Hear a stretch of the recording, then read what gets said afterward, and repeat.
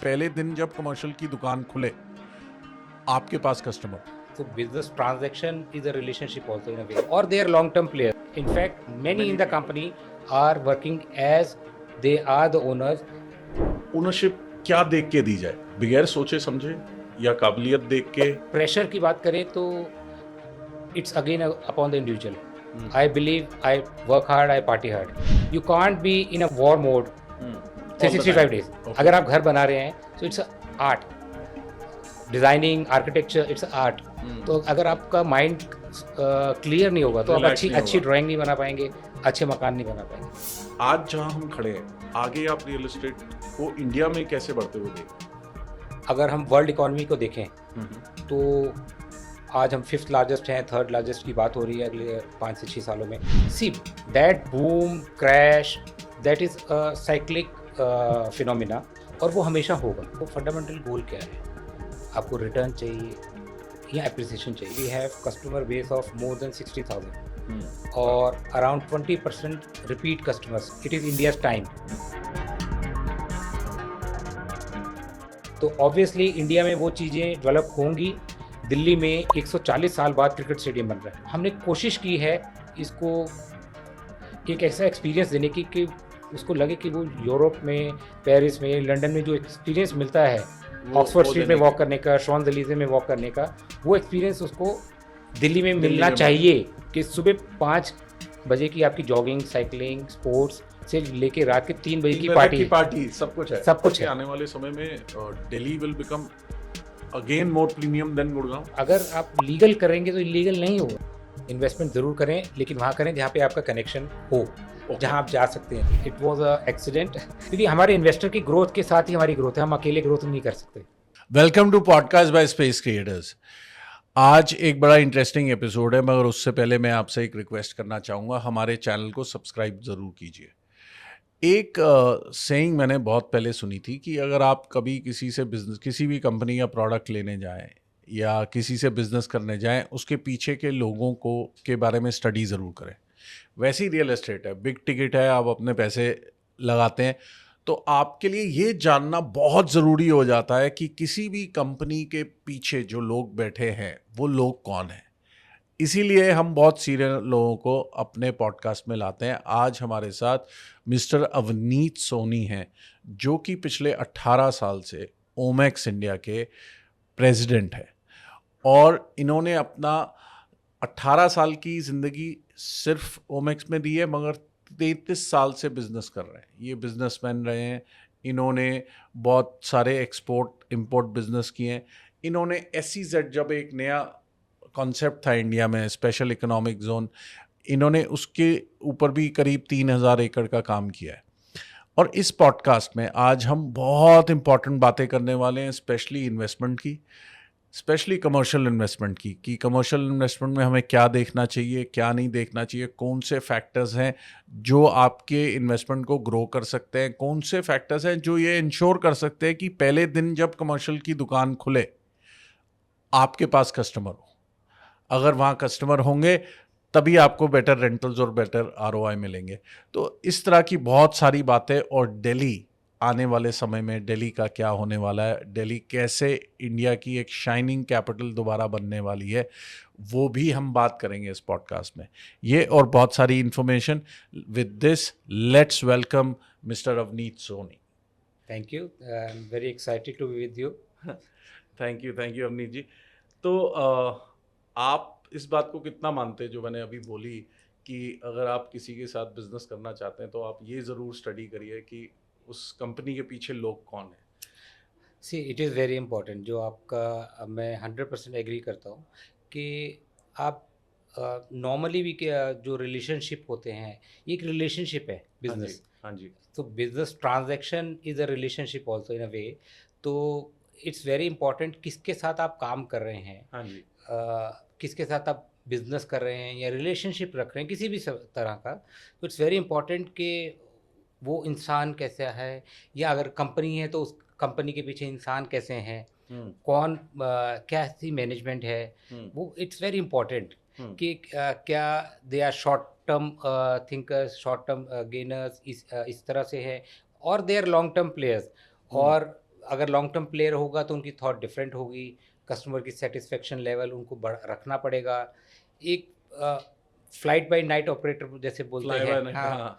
तो उस तरह के भी लोग आते हैं, बिजनेस करते हैं, अच्छा भी कई बार करते हैं। तो इट्स वेरी इंपॉर्टेंट कि जो मैनेजमेंट है, और मैनेजमेंट के हिसाब से ही उनकी आगे जो टीम बनती है, मैनेजमेंट पे बहुत डिपेंड करता है कि उनकी टीम कैसी है बनेगी। तो आपको 18 साल हो गए ओमेक्स के साथ, और जब आपने सिलेक्शन किया था आप ऑलरेडी एक सक्सेसफुल बिजनेस पर्सन थे, तो आपने क्या सोच के पहली चीज़ तो रियल एस्टेट में स्विच किया, और क्या देख के ओमेक्स में आप आए? It was a accident. Accident. Accidental change. हाँ। Actually before that मैं कुछ SEZ डेवलप कर रहा था, तो उसी रिलेशनशिप में I met chairman Shri Rohtas Goyal ji. हाँ जी। तो जो आपने जहाँ से शुरुआत की थी, so we built a relationship. अच्छा। तो रिलेशनशिप में ही उन्होंने कहा कि he saw something, he asked me to work with him, join as a business also, because he Okay. saw that I am doing business। और जब आप बिजनेस करते हैं तो आपका जो हॉराइजन होता है 360 डिग्री रहता है। तो सारी चीज़ें आपको देखते हर हैं। चीज़ देखनी है, लीगल भी देखना है, अच्छाई भी, बुराई भी, फ़ायदा भी, नुकसान भी। और एक आप एज एम्प्लॉय होते हैं तो आपको सिर्फ अपना काम करना होता है हाँ, कि हाँ। ये मेरा डिपार्टमेंट है, सुबह मैंने ये काम किया और ये मैंने काम अपना काम अच्छे से किया। और मैं 6 बजे चला गया। और बाकी डिपार्टमेंट या बाकी चीज़ें कंपनी में क्या इफ़ेक्ट करती हैं, तो वो समझना नहीं चाहते, ना उनके पास इतनी बैंडविड्थ होती है। तो I really appreciate, I don't know what he saw, he और वो आई थिंक रिलेशनशिप दिस में इज व्हाट ही सॉ, हाँ, कि आप क्योंकि आप बिजनेस ऑलरेडी, आप कितने साल बिजनेस कर चुके थे उस समय? Around 15 years. 15 इयर्स आप बिजनेस कर चुके थे। किस any? So I was into exports, I was in मैं दुबई भी रहा 2 साल, हाँ जी। और उसके बाद काफ़ी समय मैंने इंपोर्ट एक्सपोर्ट का काम किया। हाँ जी। गारमेंट एक्सपोर्ट भी था मेरा, even rice and wheat export भी था। ओके। तो एंड देन बिफोर ओमेक्स, तो SCZ was also a type of real estate, product which has come out. मैं रियल स्टेट में in the way of SCZ I was developing part of a company. तो okay. उसमें I was a partner there, so I कहाँ was पे developing कहाँ that. पे develop कर रहे थे? तो हम 2500 एकड़ का जयपुर में बना रहे थे, और अच्छा। 250 एकर्स लुधियाना, 250 एकर्स मानेसर में। अच्छा, एक साथ आप ऑलरेडी तो ये तीन प्रोजेक्ट, 3000 एकड़ हाँ, ये डेवलप कर 3 रहे थे। हज़ार। तो I was leading that company, developing everything. तो उसके शेयर सेल के लिए ही, and for the stake sale in the I met the Rohtas ji. Chairman Rohtas ji. तो वहाँ पे एक रिलेशनशिप, एक बॉन्ड बना। तो I am very grateful to him, he saw something in me, and उस रिलेशनशिप के साथ ही आज तक इसी कंपनी के साथ हूँ। तो बेसिकली उन्होंने ये देखा कि अगर मैं एक एम्प्लॉय ना हायर करूं, मैं किसी को हायर करूं जो ऑलरेडी बिजनेसमैन है, और वो मेरे बिजनेस को अपने बिजनेस की तरह चलाए। और उन्होंने ये उनकी बहुत अच्छी बात है, और ये सिर्फ मेरे साथ नहीं है, ये कंपनी में ओमेक्स में, और मैं अकेला ऐसा नहीं हूँगा जो इतने सालों से कंपनी के साथ है। 20-20 साल से भी लोग हैं कंपनी में, ओके। और 22 साल से भी हैं, और ऐसे चुनिंदा नहीं हैं, बहुत सारे बहुत हैं। सारे। तो जो हमारे चेयरमैन हैं वो पूरी पावर एज ओनर ही हमें देते हैं, और आज तक हम we work as a owner. जो भी हम प्रोजेक्ट कर रहे हैं, तो इसमें ऐसा नहीं रहता कि वी हैव टू रिपोर्ट, और हम गलती भी करते हैं और कुछ अच्छा भी करते हैं। तो कभी हमारे से ये क्वेश्चन नहीं हुई, ये आपने डिसीजन क्यों लिया, गलत Okay. हो गया तो सही Okay. लिया तो कोई बात नहीं, लेकिन अगर गलत भी हो गया तो we, not me, in fact many Many in the people. company are working as they are the owners, and that is giving the strength to Omex। उसी वजह से Omex आज शायद पिछले अगर 20-25 साल में जो कंपनियां थी, उनमें से 2 या 3 कंपनियां सर्वाइव कर पाई, और उसका बहुत ज़्यादा श्रेय हमारे चेयरमैन को जाता है। और मुझे ऐसा लगता है यही रीज़न कि उन्होंने हमें ओनरशिप दी। ओके। तो आप भी अपनी टीम में ऐसे ही करते हैं? बिल्कुल, अगर see it flows from the top, तो अगर हम ऐसा नहीं करेंगे अपनी टीम के साथ, तो कहीं ना कहीं या तो हम सीख नहीं रहे, ये हम कंपनी का जो एक डीएनए है उसको नहीं समझ रहे। अब as a business person, lot of business person are watching this, एक डिलेमा वाला क्वेश्चन पूछता हूँ इसी से रिलेटेड कि ओनरशिप क्या देख के दी जाए, बगैर सोचे समझे, या काबिलियत देख के, या क्या देख के दी जाए किसी के हाथ में ओनरशिप? सी जैसे मैरिज होती है हाँ जी। वो हमेशा एक रिस्क होता है। ऊपर ऊपर की चीज़ें नज़र आती हैं, ये भी ऐसा रिलेशनशिप है और टेस्ट एंड ट्राइड होता है। तो ओके। बाय बट अगर आप, मैंने देखा है, इंसान के ऊपर ट्रस्ट करते हैं हम्म फुली, हम्म तो दूसरा इंसान भी उसी तरह से ट्रस्ट करता है। ओके। तो यू हैव टू ट्रस्ट। अगर आप सिर्फ मन में एक डाउट रखेंगे तो दूसरे आदमी में भी डाउट रहेगा। हाँ। तो जो ट्रस्ट हमें मिला तो हमारी लाइबिलिटी बन आगे जाती है देने ट्रस्ट देने की। ओके। तो and more often than not ये ठीक पड़ता है। I believe so. I have seen most of the people are nice, good. All humans are good. Only misunderstanding किसी भी रिलेशन को ख़राब करती है। दो लोग सही भी आपस में नहीं बन पाती। तो इसलिए all humans are good in their perspective, they are right. और अगर किसी को लगे कि वो गलत है तो उसको नींद नहीं आएगी।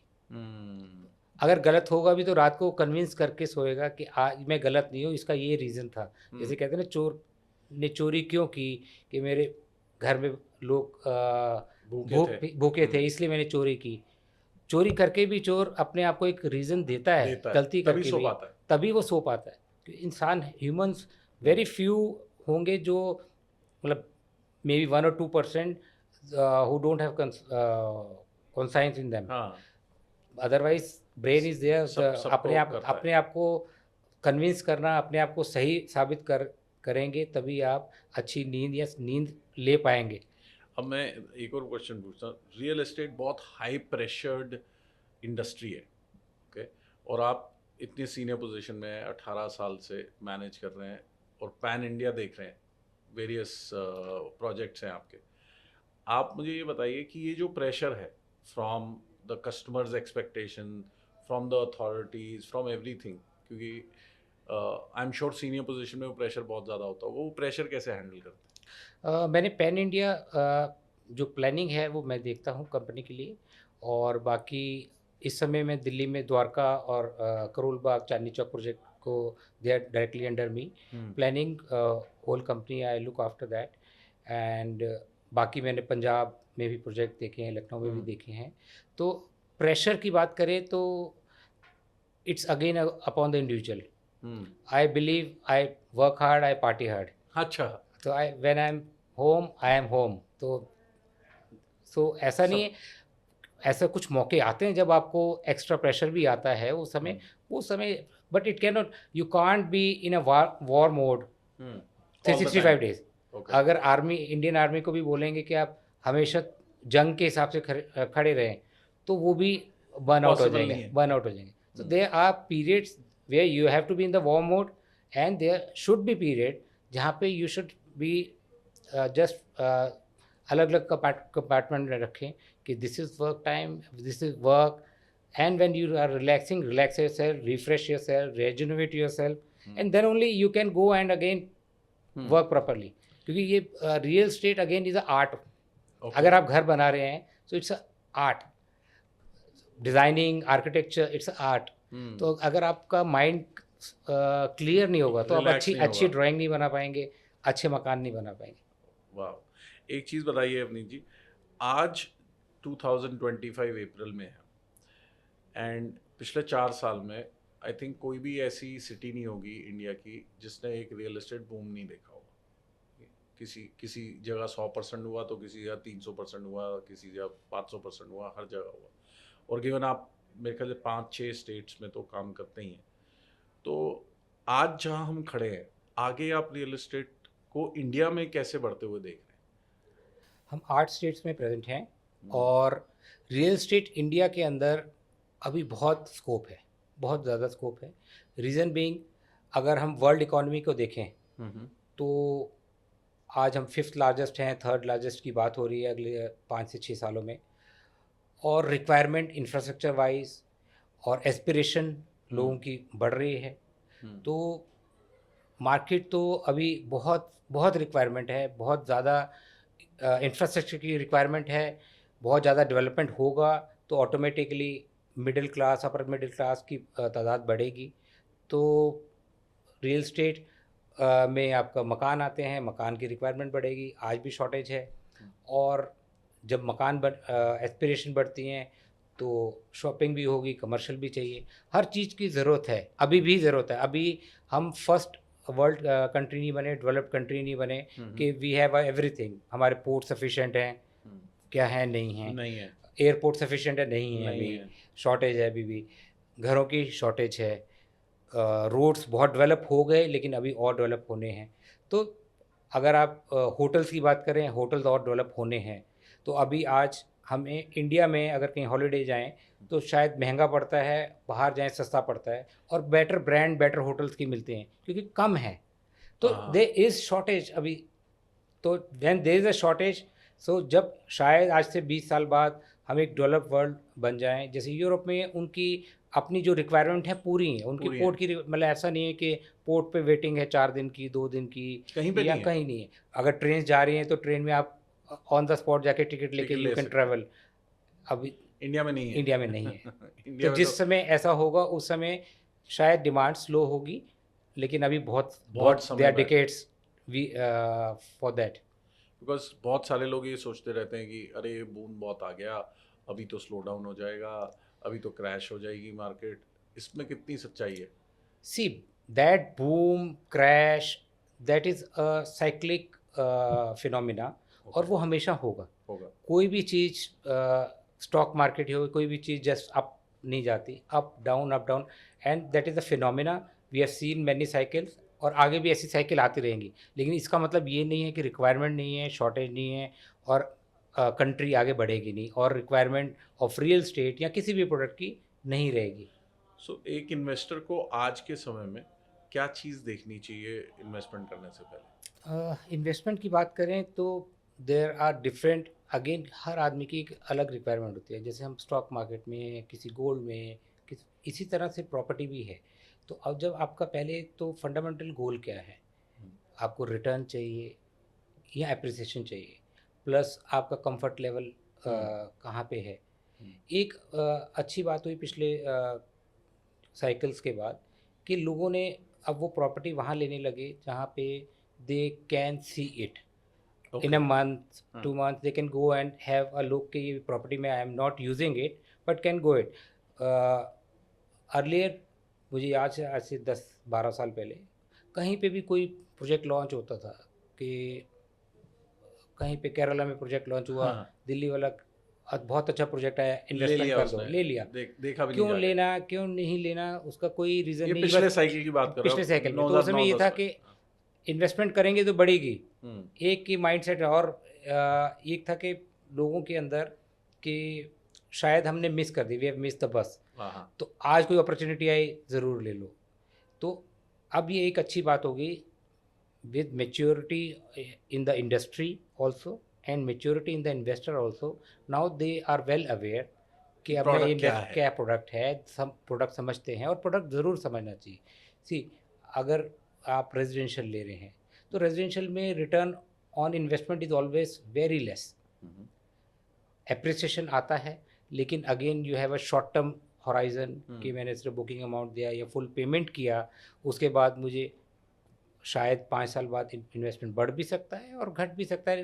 It can be 100% sure, but yes in long term it will increase. जैसे अगर हम ब्लू चिप कहते हैं, शेयर्स लें, उसके बाद मार्केट को मत देखें डेली क्या कम हो रहा है क्या ज़्यादा हो रहा है। In a long term it will be always beneficial a property और अ ब्लू चिप स्टॉक। तो ये ब्लू चिप स्टॉक है property. Anything you keep, basically long term रखना है। हाँ, आप ये कहना लॉन्ग टर्म के लिए सी रेजिडेंशियल भी और कमर्शियल दोनों अच्छे हैं।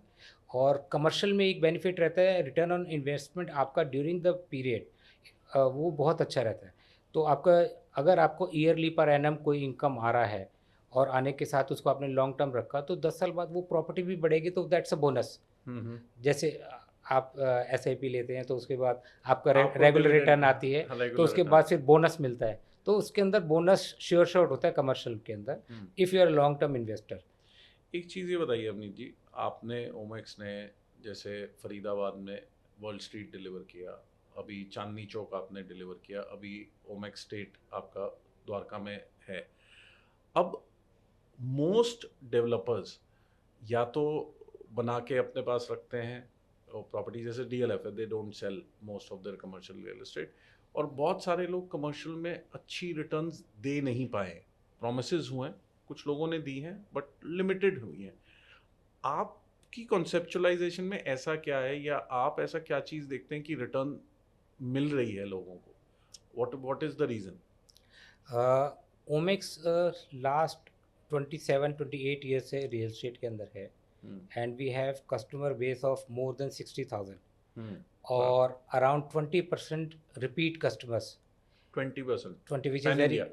Pan India, which is huge, because in real estate ऐसा नहीं है कि आप रोज़ मकान लेते हैं, तो जो लोग दोबारा मकान ले रहे हैं तो उनकी फर्स्ट चॉइस वापस एज ओमेक्स ही रहती है। दैट प्रूव्स कि हम जब कोई भी प्रोजेक्ट करते हैं तो we give a lot of thought कि यहाँ प्रोजेक्ट करना है, और ये प्रोजेक्ट के एंड साइकिल तक के डिलीवरी के बाद कस्टमर रहेगा, उसकी रिक्वायरमेंट्स पूरी होंगी, और एक उसको जो हमने प्रॉमिस किया है और जो उसने एस्पिरेशन की है वो फुलफिल हो। तो आपने जो एग्जांपल दिया कि जो चेंज क्या है हमारे अंदर कंपनी के अंदर, क्योंकि तीनों आप देखो एक तरह से डिफरेंट प्रोडक्ट भी हैं, मगर तीनों कमर्शियल हैं, और तीनों में एटलीस्ट दो में तो मैं देख चुका हूँ, जो वर्ल्ड स्ट्रीट फरीदाबाद है और ओमेक्स चांदनी चौक है, उनके अंदर अच्छी लीजिंग भी हुई है, रीसेल भी बहुत सारी हुई है, तो लोगों को रिटर्न्स मिले हैं। एंड अभी आई एम श्योर स्टेट जो है वो एक एम्बिशियस प्रोजेक्ट है, but in the similar lines है, तो तो थोड़ा ये सा मैं करना according to my little sense थोड़ा मुश्किल है। तो ये कैसे आप करते हैं? सी जब हमने वर्ल्ड स्ट्रीट फरीदाबाद की शुरुआत की थी, तो फरीदाबाद अपने आप में गुड़गांव से पहले की सिटी है, हाँ जी, बिल्कुल है। और वहाँ पे इंडस्ट्रियल सिटी अच्छी है। इंडस्ट्रियल सिटी है, अच्छी पॉपुलेशन है, बाइंग पावर अच्छी है, लेकिन एक कमर्शियल हब नहीं था। तो हमने मोर देन 100 एकड़ का कमर्शियल हब बनाया। कमर्शियल में बहुत ज़रूरी है कि जो हो वो सबसे बड़ा हो, जहाँ पे वैरायटी ज़्यादा मिले, कस्टमर आए तो उसका एक्सपीरियंस मार्केट हो तो बड़ी हो। हम्म। छोटी मार्केट में हमेशा एक इशू आता है कि कहीं पे अच्छी भी लोकेशन हो तो लेटर स्टेज पे उससे कुछ बड़ा बेटर आ जाता है, तो कस्टमर वहाँ डाइवर्ट हो जाता है। जैसे और for ये बहुत example? सारे एग्जांपल हमने देखे हैं। मैं पर्टिकुलर प्रोजेक्ट्स हैं, किसी कंपनी का नाम नहीं लूँगा, लेकिन ये फिनोमिना इंडिया की बात नहीं है, दिल्ली की बात नहीं है, वर्ल्ड ओवर हमने देखा है। दुबई में भी पहले बर्जुमान एक मॉल होता था, फिर बुर्ज अल अरब हुआ, फिर सिटी सेंटर हुआ, फिर एमिरेट्स मॉल हुआ, फिर दुबई मॉल हुआ, तो बिगर बिगर बिगर पिछला वाला डाइल्यूट होता गया। डाइल्यूट होता गया, और वो लोकल मार्केट्स बनती रही, और कुछ बंद भी हो गए। तो अगर फरीदाबाद हमने ये वर्ल्ड स्ट्रीट प्रोजेक्ट किया, it is more than 100 acres of commercial, तो पूरा फरीदाबाद के लिए अब जाने की अपॉर्चुनिटी, अगर उसको कमर्शियल कुछ शॉपिंग करना है, खाना खाना है या समय बिताना है, तो उसके पास एक ही ऑप्शन है पूरे फरीदाबाद के लिए। कुछ छोटे छोटे एसईओ मार्केट्स हैं, वो टोटल बेसिक डेली नीड्स की, तो एक हम हब बन गए। और ब्रांड्स को रिक्वायरमेंट थी, फरीदाबाद है, हमें ब्रांड से हम हमेशा टच में रहते हैं, तो उनसे भी हम फीडबैक लेते हैं कि उनकी क्या रिक्वायरमेंट है, किस तरह का प्रोडक्ट बनाया जाए। ऐसे ही चांदनी चौक है। चांदनी चौक जो हमने बनाया, एक डिफरेंट कॉन्सेप्ट आया, पुरानी दिल्ली के अंदर एक ऐसा प्रोडक्ट बनाया गया, और अगेन उसके अंदर सबसे बड़ी बात जो मैं उस समय भी कहता था कि ऐसी चीज़ ना आए, पहली बार आई है, मतलब 150 सालों बाद, 300 सालों बाद, कुछ और उसके बाद दोबारा ऐसी चीज़ आएगी नहीं।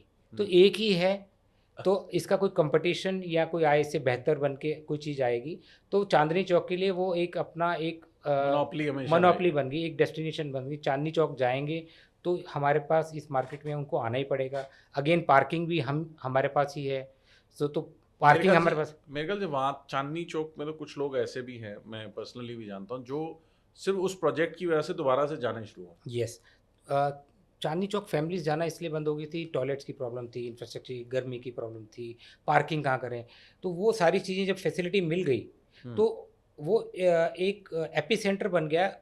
It is helping our retail sales also, और पूरी मार्केट को उसका फ़ायदा हो। फायदा हुआ। और हमेशा मार्केट के साथ जो डेवलपमेंट है वो एक लार्जर पिक्चर देखना चाहिए। हमेशा इंडिविजुअली हम्म, मेरा प्रोडक्ट, मेरी चीज़ और दूसरी चीज़ बंद हो जाए, ऐसा नहीं होता है। हम्म, दूसरी चीज़ के साथ आप पूरी जो मार्केट चलनी इंटीग्रेशन चाहिए। करते हैं उसको अपने साथ लेके चलते हैं तो सब लोग ग्रो करते हैं। अगर आप एक एग्जांपल है, अगर एक हलवाई की दुकान होगी तो वो अलग अच्छी चलेगी, जब 5 होंगी तो और अच्छी और चलेगी। अच्छी चलेगी।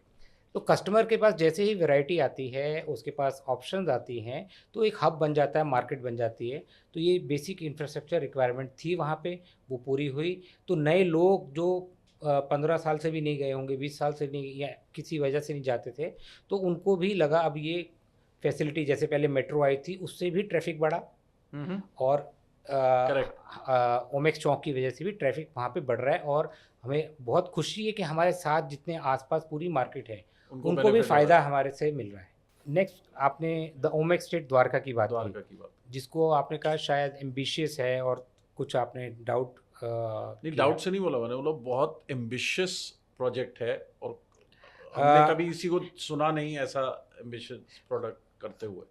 एम्बिशन होने चाहिए और एम्बिशियस होना चाहिए, और जो दुनिया के अंदर सक्सेसफुल मॉडल्स हैं, सक्सेसफुल तरह से लोगों ने दुबई मॉल ही डेवलपमेंट देख किया, लो। दुबई मॉल जो किया है, उनसे भी लर्निंग लेनी चाहिए। हम्म, और आज इंडिया का समय है, इट इज़ इंडियाज़ टाइम। हम्म, तो ऑब्वियसली इंडिया में वो चीज़ें डेवलप होंगी जो जो पहले पहले कभी नहीं एम्बिशियस हुई। लगती थी, कभी और नहीं ऐसा हुई। लगता था शायद, डाउट लगता था, और कोई रिस्क नहीं लेता था, छोटी चीज़ कर लो ये। तो आज it is India's moment. Hmm, So India is now getting what world already has. हाँ, So पेरिस में आपका एक और एरिना है, एलिजाबेथ ओलंपिक पार्क है लंदन में, मेलबॉर्न ओलंपिक पार्क है, पार्क है।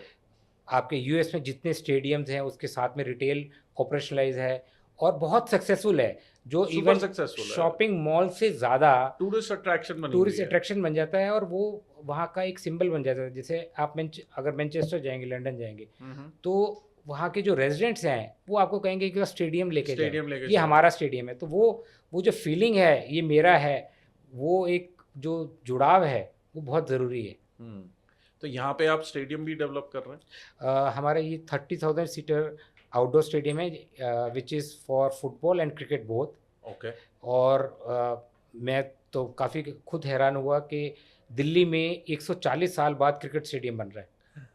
मेरा बेटा उस दिन मेरे को कह रहा था आईपीएल का मैच देखते हुए, तो एक दो बार गया होगा देखने, तो वो बोलता है Delhi needs a stadium, Delhi needs a stadium. कब एक्चुअली आएगा? दिल्ली की जो पॉपुलेशन है, दिल्ली की जो पॉपुलेशन है 2-2.5 करोड़ है। 3 करोड़ 30 लाख है, दुनिया की second most populated city. Wow. और Only Delhi, not only Delhians Delhi. here.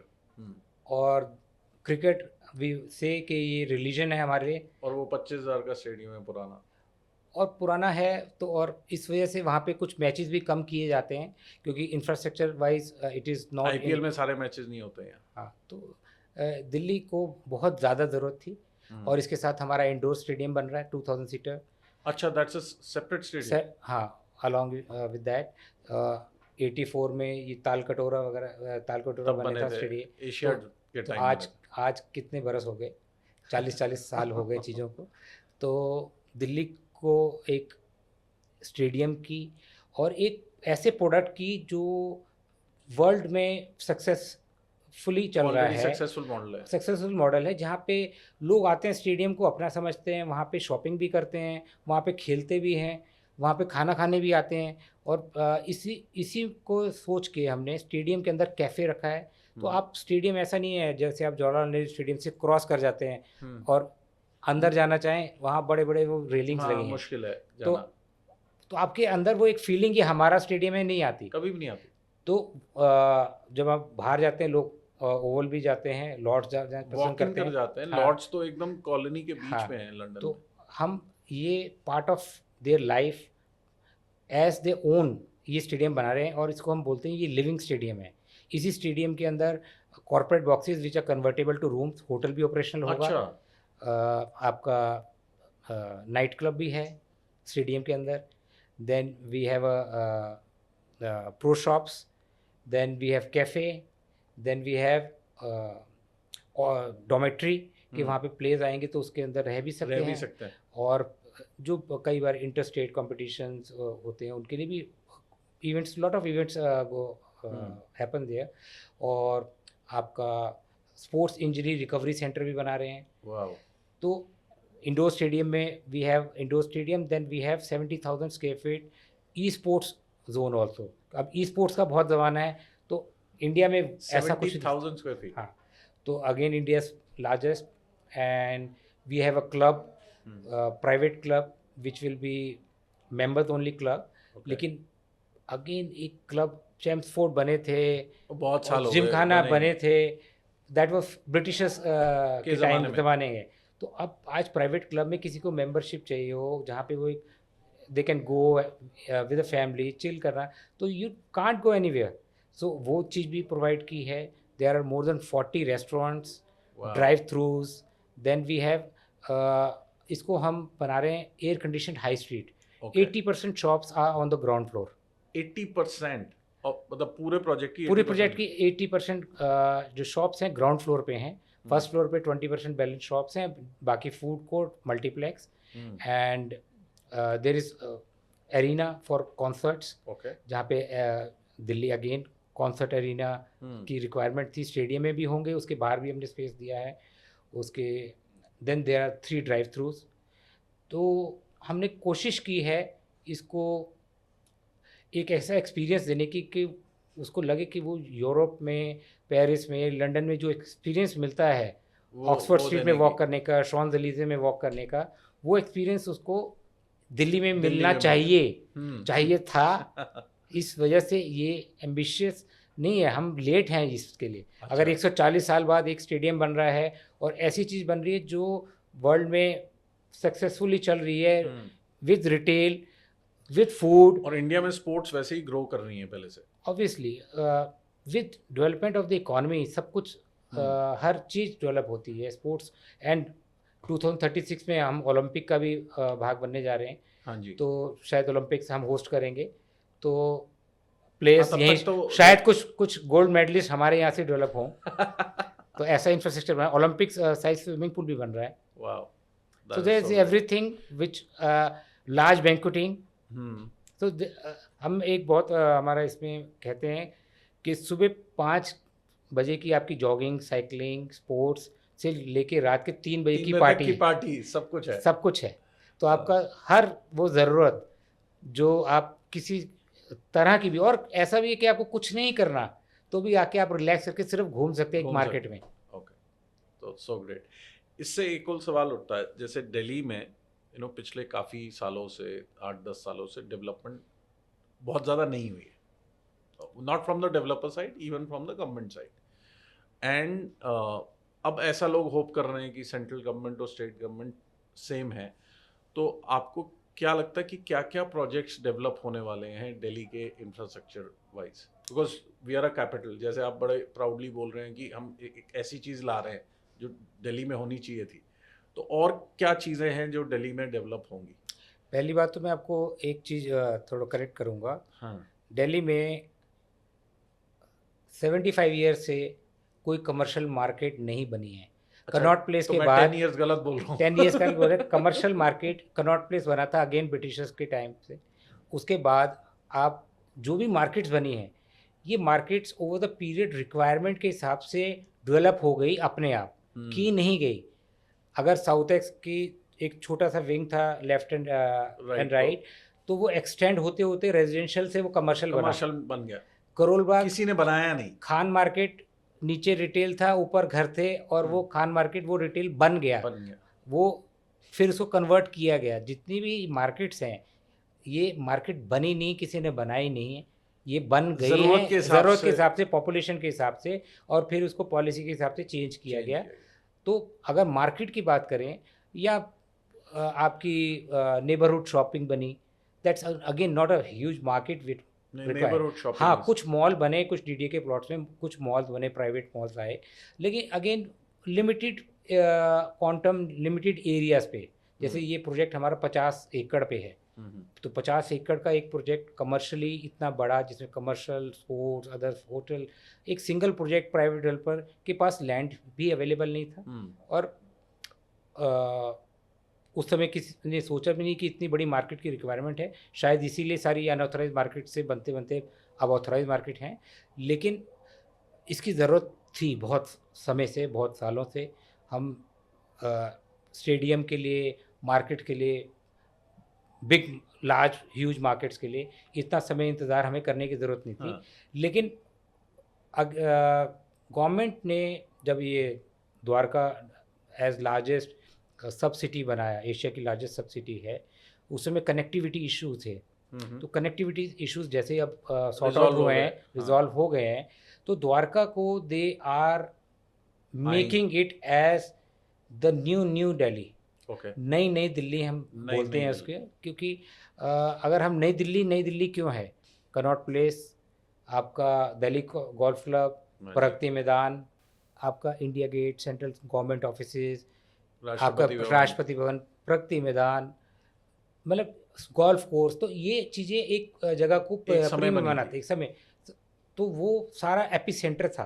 तो वो एपी सेंटर अब क्योंकि वहाँ कंजेशन हो गया, रिक्वायरमेंट्स अब बढ़ गई, पॉपुलेशन भी बढ़ गई, तो सारी चीज़ें ये इन्होंने द्वारका में एक तरफ नहीं जा सकती। तो अब ये अपने आप में द्वारका वो नई दिल्ली बनने जा रहा है, जहाँ पे आपका यशोभूमि, भारत वंदना पार्क 250 एकड़ में, जो कि लार्जेस्ट है, लोधी गार्डन 80 एकड़ है, 250 एकड़ का बन रहा है, और गांव के लेवल का यशोभूमि, एयरपोर्ट से 10 मिनट हमारा फिर अगेन, और प्लस हम जो स्टेडियम बना रहे हैं, एम्बेसीज चनक्केपुरी का बोल सकते हैं, नया चनक्केपुरी बन रहा है, लॉन्गेस्ट, इंडिया का लॉन्गेस्ट गोल्फ कोर्स रेडी हो गया है, और फंक्शनल भी हो गया, फंक्शनल हो गया है। तो इतनी सारी चीज़ें जो ये गवर्नमेंट ने सोची हैं, तो उनके अंदर विजन में था। कनेक्टिविटी इश्यूज की वजह से शायद उसको प्रीमियमनेस नहीं मिल रही थी, और अब ये जैसी कनेक्टिविटी अब बनी है, तो मैं हैरान रहता हूँ। मैं वसंत विहार से 20 मिनट में द्वारका पहुँच जाता हूँ, जनकपुरी से 20 मिनट लगते हैं, गुड़गांव से 20 मिनट लगते हैं, बहादुरगढ़ से 45 मिनट लगते हैं, बहादुरगढ़ से 45 मिनट में द्वारका आते हैं, एयरपोर्ट से 10 मिनट है, एयरपोर्ट से 10 मिनट, और तो UER 2 जो आ रहा है आपका, शंभू बॉर्डर से एयरपोर्ट कहते हैं, 22 से 25 मिनट में पहुंच जाएंगे। तो 50,000 व्हीकल उस UER 2 पे आएगा। अगेन जो ये एयरपोर्ट टू द्वारका एक मेट्रो है, यशोभूमि, वो भी हमारे प्रोजेक्ट से क्रॉस होते हुए जा रही है। तो this is going to be the new epicentre. जैसे दुबई में, पहले दुबई में डेरा और बरदुबई रहते थे, अब सब कुछ शेख जायद रोड पे आ गया। तो मुझे ऐसा लगता है कि ये जो सेंटर है वो बदलने जा रहा है, या एक नया ऑल्टरनेट सेंटर भी क्रिएट हो रहा है। ऑल्टरनेट भी कह सकते हैं, लेकिन जहाँ पे एयरपोर्ट, अगर हम गुड़गांव की सक्सेस की बात करें, तो एयरपोर्ट से कनेक्टिविटी तो बहुत ज़्यादा उसका इफेक्ट पड़ता है, और एम्बेसीज आती हैं, तो जितने मिनिस्ट्रीज वाले लोग आएंगे, हेड ऑफ स्टेट्स आएंगे, अपने एम्बेसीज में आएंगे, तो it becomes the most premium and secure zone. अब और एयरपोर्ट के आसपास भी एरो सिटी को और एक्सपैंड किया जा रहा है। बिल्कुल, अगर आप देखो तो क्या हम ऐसा मान सकते हैं कि आने वाले समय में Delhi will become again more premium than Gurgaon? I am pretty sure. Reason being, आप गुड़गांव में बैठे हैं, इसके लिए यू आर स्माइलिंग।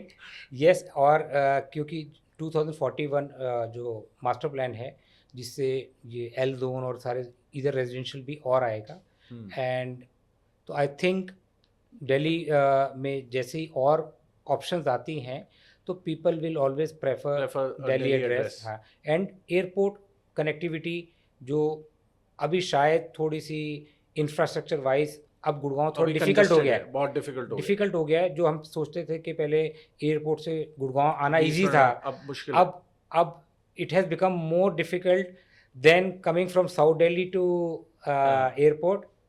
गुड़गांव से एयरपोर्ट जाना ज़्यादा मुश्किल लगता है, साउथ दिल्ली से ईजी लगता है। हाँ। तो जो अब ये L जोन की पॉलिसी अगर पास होती है, तो कौन से एरियाज में ज़्यादातर L जोन? ये द्वारका से ही एक्सटेंड हो रहा है to till Najafgarh and till Rohtak road, पूरा बहुत बड़ा बेल्ट है ये।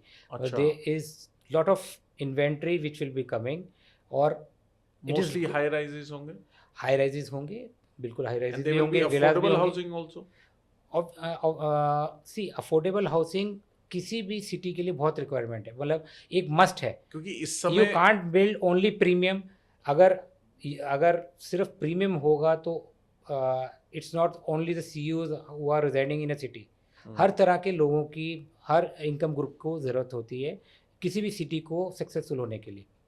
तो हर तरह की चीज़ बन के आएगी, तो एल जोन में सब सारा मिक्स आएगा, सब बिकॉज मिक्स आएगा। इस समय अफोर्डेबल हाउसिंग की बहुत ज़्यादा ज़रूरत है। दिल्ली को, गुड़गांव को, ये साइड को तो बहुत ज़्यादा ज़रूरत है। लोग आके पूछते हैं यार कैसे तुम, मतलब हर एक कोई 5 करोड़ के घर में रहेगा।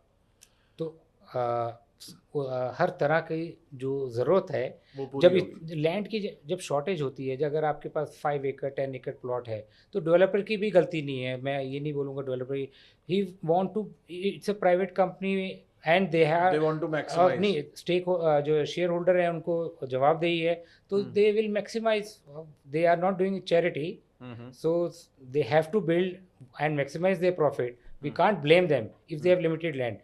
अगर लैंड की जैसे रिक्वायर जो अवेलेबिलिटी बढ़ती है, जो कि अब दिल्ली में बढ़ने जा रही है, तो ऑटोमेटिकली हर तरह की ज़रूरत पूरी की जाएगी।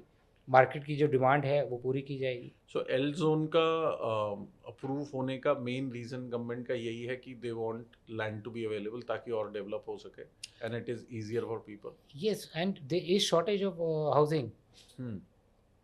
So and there is land available. So why not develop it?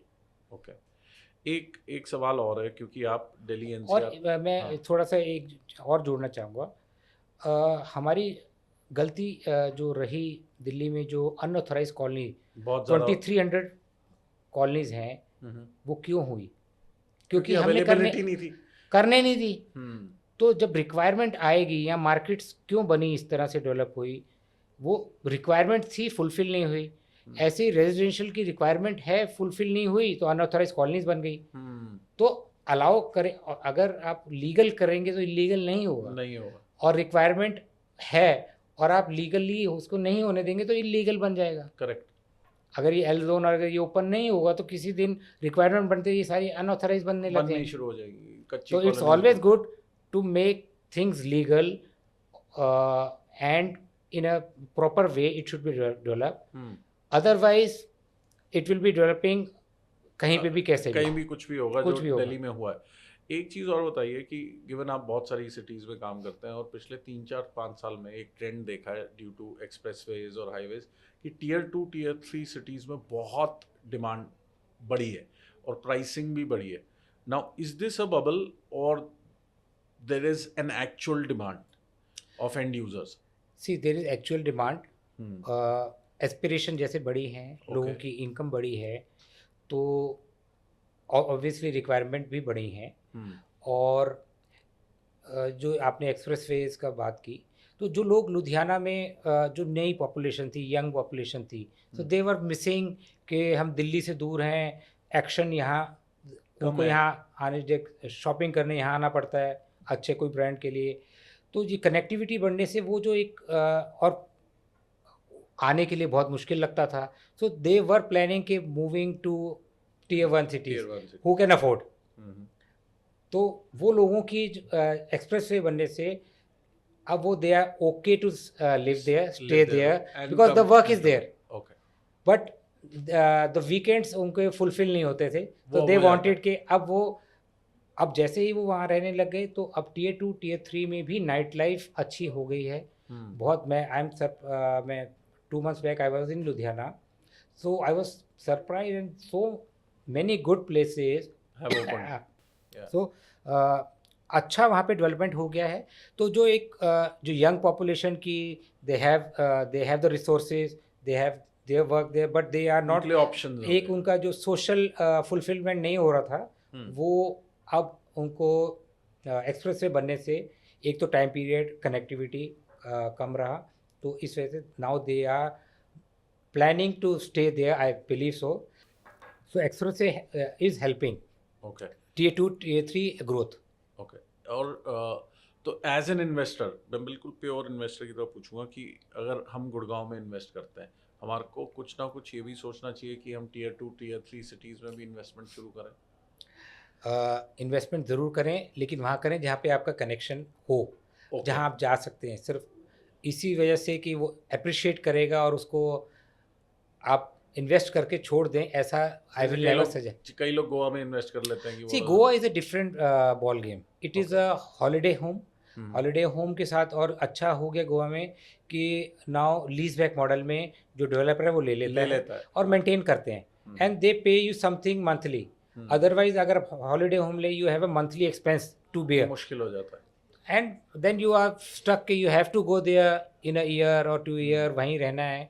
तो बट लीज बैक मॉडल्स ने बहुत हेल्प किया। हम्म। सो गोवा इज अ, और any hill station, it is with the lease back model getting return out of it, so people are preferring आप भी करेंगे गोवा जल्दी? hopefully, let's see. so या कोई हॉलिडे डेस्टिनेशन में so like hill there are station opportunities which keep on coming, तो we evaluate it। आप evaluate करते तो हैं? इवेल्यूएट करके अगर कोई ऐसा लगेगा जो हमारे इन्वेस्टर के लिए अच्छा होगा, वो सबसे आप पहले हम करेंगे। ये नहीं देखते हमारे लिए अच्छा क्या है, हम्म, हमारे इन्वेस्टर के लिए अगर कोई ऐसी चीज़ आएगी जो वहाँ पे इन्वेस्टमेंट करके उसके ग्रोथ मिलेगी, तो हम ज़रूर करेंगे। क्योंकि हमारे इन्वेस्टर की ग्रोथ के साथ ही हमारी ग्रोथ है, हम अकेले ग्रोथ नहीं कर सकते। Correct. That is our motto. Given आपकी एक्सपर्टीज और ओमेक्स की एक्सपर्टीज बहुत सारी कमर्शियल रियल एस्टेट में है, तो उसके लिए कमर्शियल में स्पेशली पैसे डालने के लिए क्या सोचना चाहिए एक इन्वेस्टर को? ठीक, मैंने आपको पहले भी बताया, कमर्शियल में जब आप इन्वेस्टमेंट करते हैं, ये उसमें जो ROI है हम्म, इज़ बेटर देन रेजिडेंशियल। हम्म, और कमर्शियल में इन्वेस्टमेंट करते हुए एक बहुत ज़रूरी चीज़ है आपको सोचना कि क्या ये बिफोर टाइम तो नहीं है। हाँ हाँ। जनरली एक प्रॉमिस होता है कि यहाँ पे ये हम मार्केट बना रहे हैं कमर्शियल में। रेजिडेंशियल में ये सोचने से कि रेजिडेंशियल एक आपका एक कम्युनिटी बनती है, हम्म, और ये गोइंग देयर, लिविंग देयर, अच्छी आपका जो फैसिलिटीज़ हैं, उसके बाद यू कैन गो 2 और 5 kilometre here and there, does not matter much. But जब कमर्शियल ले रहे हैं तो इस प्रॉमिस के साथ ना हो कि यहाँ पे हम एक मार्केट बनाएंगे खूबसूरत से, और इसके पास देख बहुत सारा रेजिडेंशियल आने वाला है, ओके। और वो बनेगा, उसमें लोग आएंगे और उनको शॉपिंग करनी होगी, तो ये आपकी दुकान में आके शॉपिंग करेंगे। एंड में कमर्शियल में जब तक शॉपिंग नहीं होगी, वो चलेगा नहीं। तब तक वो कमर्शियल जितना मर्जी सुंदर बना लेंगे, वो उसका वैल्यू नहीं है। वो if and but and aspire before time ना हो, और एक इफ़ एंड बट के साथ ना हो कि यहाँ पे ये होने वाला है, ये आएगा, यहाँ लोग रहेंगे। मतलब उसी समय हो। उसी समय आज अगर मेरी दुकान यहाँ पे बनती है, और इस दुकान में क्या कल सुबह शटर ओपन होगा तो शॉपिंग होगी तो दुकानदार को किराया दे पाएगा, और उसी किराए से आपको इनकम आएगी और एप्रिसिएशन आएगी। तो आज अगर यहाँ दुकान बनती है, क्या यहाँ पे ये मेरी दुकान चलेगी? वो थोड़ी महंगी ले लें, हम्म, लेकिन कस्टमर सुबह है शटर ओपन करते ही, तो वहाँ पे दुकान लेना मैं हमेशा प्रेफर करता हूँ या एडवाइस करूँगा। क्योंकि लॉन्ग टर्म प्रोमिसेस में कई साइकिल्स, कई चीज़ों में डिले आ जाता है, और before time is very bad for a commercial. For a before time commercial. Very bad for a commercial. जैसे जैसे आप इंडिया मार्ट के इंटरनेट में, ई कॉमर्स में इंडिया मार्ट आया था, वो पहले but before before time time था। था। लेकिन इंटरनेट कनेक्टिविटी नहीं थी, स्मार्टफोन नहीं थे, तो कभी पिकअप ही नहीं तो हुआ वैसे। बिफोर टाइम कुछ भी आता है, और कमर्शियल में खास करके। और अगर एक बार मार्केट बन गए और उसमें 5 साल 4 साल तक कस्टमर नहीं है, तो फिर उसका जो एक टैग खराब लग जाता है। तो इट्स ऑलवेज तो बेटर, वो दोबारा पिकअप नहीं होता। पिकअप नहीं होता। तो इट्स ऑलवेज बेटर कि प्रोडक्ट आपका 2 साल 3 साल में डिलीवर होने वाला है, तो आप 3 साल तक भी किसी चीज़ के ऊपर डिपेंडेंट ना हो कि यहाँ पे लोग आएंगे, ये बिल्डिंग बन रही है, यहाँ पे डिलीवर होगी, उसमें फिर वो शॉपिंग करने आएंगे। तो it should never be with if and buts. It should be ready and should be operational और successful same day when you investing. अगर आज यहाँ दुकान खुलती है तो वो चलनी चाहिए। तो जो द्वारका का हम एग्जांपल, या चांदनी चौक भी अगर हम बात करें, अगर 10 साल पहले भी बनता तो तब भी कस्टमर अच्छा था। था, 20 साल पहले भी बनता तब भी कस्टमर। वर्ल्ड स्ट्रीट में भी 30 लाख की पॉपुलेशन है फरीदाबाद की, अगर वो 10 साल पहले बनता तो भी कस्टमर था। ऐसे ही द्वारका में 10 किलोमीटर के रेडियस में 30 लाख लोगों की पॉपुलेशन है, and then addition to that floating population, airport, UER, Yashobhoomi, Bharat Vandana park, तो फ्लोटिंग पॉपुलेशन भी बहुत है और कैप्टिव भी है, और कैप्टिव आज है, पॉपुलेशन आने नहीं वाली, वहाँ पे ऑलरेडी आज है। एग्जिस्टिंग है। तो आज भी अगर खुल जाए, अगर कल शटर द्वारका में खुलता है तो सुबह कस्टमर की लाइन लगेगी। That is so good. So thank you very much, Avneet ji, for such in-depth knowledge. और we wish and hope that Omex does phenomenal work और आप ऐसे ही मार्केट्स बनाते जाएं। और मैं पर्सनली दिल्ली से हूँ, तो मेरा तो बहुत विश है कि दिल्ली दोबारा से वैसे चमके जैसे होना चाहिए और एक वर्ल्ड क्लास कैपिटल दिखे। And I'm sure you will play a big role in that. Thank you very much. Collectively government भी प्ले कर रही है, ये प्रोजेक्ट भी डीडीए के साथ हमारा पीपीपी मॉडल में है, so that is also plus point for the project. और मैं देख रहा हूँ कि सरकार, गवर्नमेंट बहुत ज़्यादा विजन उनकी ओपन हुई है, अब वो क्लोज माइंड के साथ नहीं सोच रहे। And I am also hoping Delhi will become one of the top capitals of the world, and it is मतलब I am sure, pretty sure for that, not doubtful, pretty sure. Thank you very much. Thank you everybody, thank you for watching till the end, and आपसे request है कि आप हमारे को अपना feedback ज़रूर दें, जो भी आपको इससे वैल्यू मिली है वो कमेंट सेक्शन में हमारे को दें। Thank you so much.